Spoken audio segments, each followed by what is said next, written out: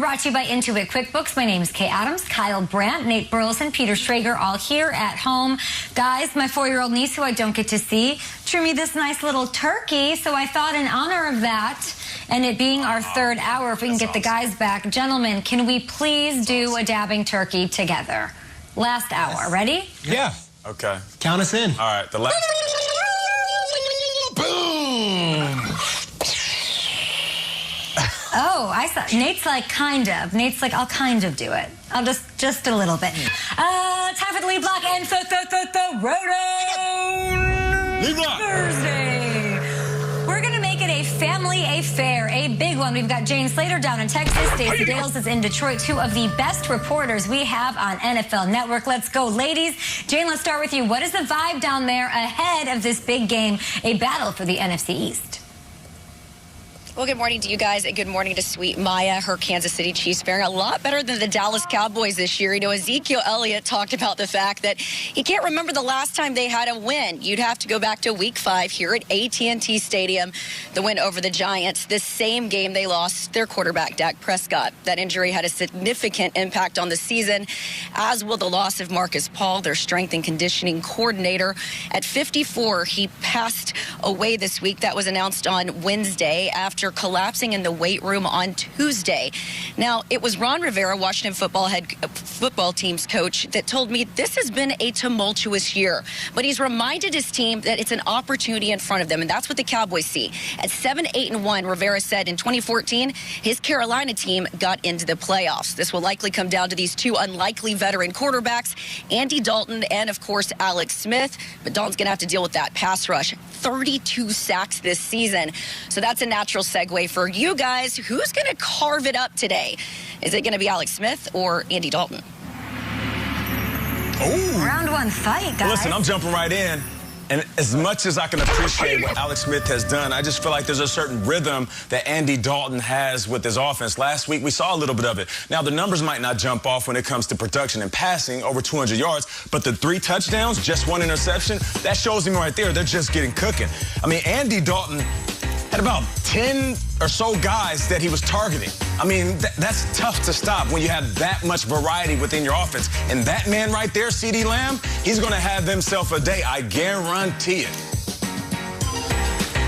What world are we in that it's 2020 and I'm staring at Andy Dalton and Alex Smith's face next to a Washington football team logo and a Cowboys logo? Right. This is just bizarre to me. I've known these two quarterbacks for more than 10 years each. Dalton, a great story. Alex Smith, an even better story.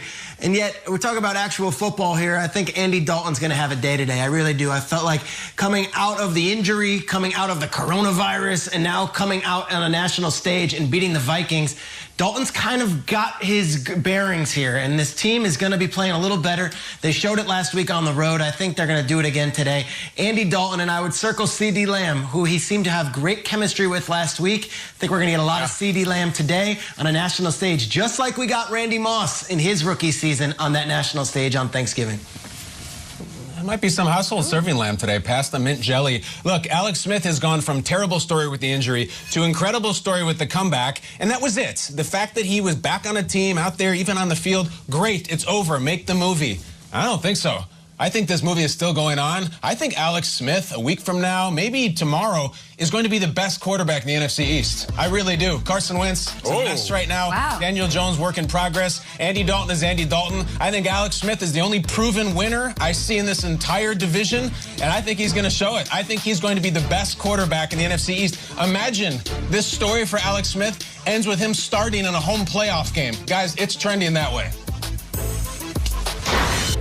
That would be amazing. Shrakes, to your point, it's a bizarre matchup. These two have met twice in their careers. Andy Dalton with the Bengals, beating the Chiefs back in 2015. Alex Smith then the quarterback there. Alex Smith and the Niners, get that, beat Dalton and his Bengals back in Dalton's rookie year in 2011. So they're 1-1. Let's see who gets the best of who today. Let's bring in Stacey Dale. She's at Ford Field. Stacey, what's going on in Detroit? Hours ahead of kickoff. It's pretty soon.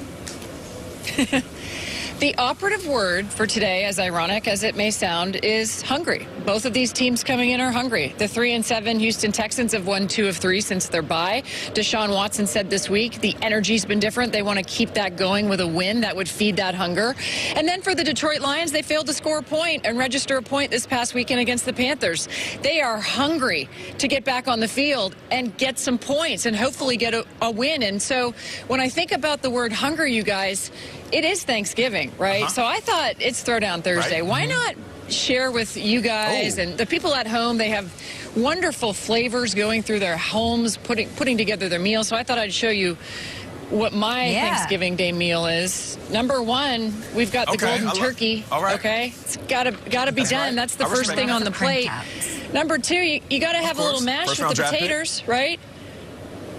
Right. Gravy, okay. Second round gravy is a little heavy-handed at first, so I'm going back for some more mashed potatoes, okay, without the gravy because I got to watch those calories because there's more to come.